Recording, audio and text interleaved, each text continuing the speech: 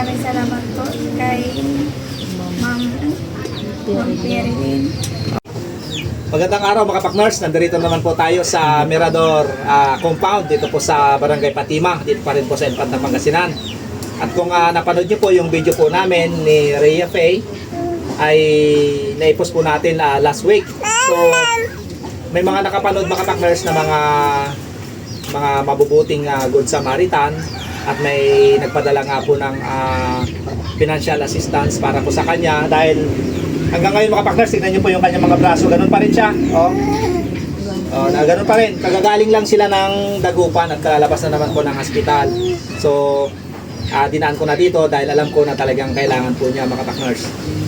Ang sabi po nila, yung kanyang sakit ay kitong. Hindi po kitong mga partners dahil ako, kung kitong yan, hindi ko na po siya lalapit. At saka kahit may kitong pa siya mga partners, hindi ako lalayo sa kanya. Lalapitan ko pa rin siya at talagang kung kinakailangan, ipag-pray po siya dahil yun po yung nakakabuti para sa kanya. Diba mga kapakners? Pero hindi po kitong yung kanyang sakit. Talagang mayroon po siyang allergy.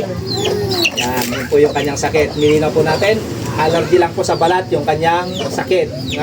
Kailangan din po na agarang magamot dahil ito po yung nakakasama din po sa kanyang physical na pangatawan mga kapakners. Ma'am Pierlyn, maraming salamat po ma'am sa ibinigay niyo pong financial assistance kay Rhea. Thank you so much po sa iyong kagandahang loob na hindi ka po nagatubili na magbigay po ng konting financial para po sa kanya. Thank you so much po ma'am. Malaking bagay po ito para sa kanyang pangangailangan, para po sa kanyang mga gamot. Maraming salamat po sa iyo ma'am. Shoutout po sa iyo. Pagpalain po ang inyong buong pamilya, Ma'am Pierlyn. Ma'am Pierlyn, maraming salamat po sa tulong na binigay niyo. Sige. Malaking bagay po ito para sa akin. Pambili ko ng mga gamot. Ma'am Pierlyn, iabot na po natin yung ibinigay niyo pong financial assistance para kay Rhea. Ito yung binigay niyo pong ito, Ma'am Pierlyn, ay malaking bagay ito para po sa kanyang pangailangan na mga gamot. At iabot na po natin ito ading para sa iyo. Ibigay po yan ni Ma'am Pierlyn. At pasalamatan naman lang po siya. Maraming salamat po Ma'am Pierlyn sa tulong na binigay niyo.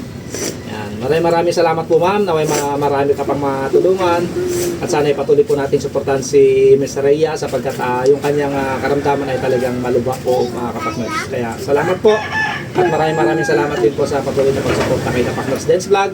Naway patuloy niyo pong suportahan si Kapakners sapagkat wala po tayong ibang layunin kundi yung makatulong po tayo sa ating mga kababayan at mga kabarangay. Maraming salamat po mga kapakners.